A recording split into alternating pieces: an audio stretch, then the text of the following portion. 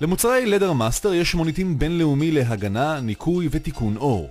כשזה נוגע לטיפול ותחזוקה של האור, אנו מאמינים כי מניעה עדיפה על תיקון. לכן אנו תמיד ממליצים להגן על האור מיד עם הספקתו. בקרם ההגנה לאור יש להשתמש על סוגי אור אניליין ואור מוגן בלבד. אין להשתמש על זמש או אור נובוק. את המוצר יש לערבב לפני השימוש. למרוח בעדינות עם המטלית הלבנה על האור.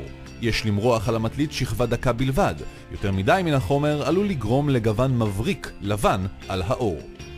הקרם תמיד צריך להיבדק על אזור נסתר בכדי לוודא שלא נגרמת תוצאה בלתי רצויה. יש לתת לריהוט כ-20 דקות להתייבש לפני שימוש. ניתן להשתמש במייבש שיער על מנת לזרז את תהליך הייבוש.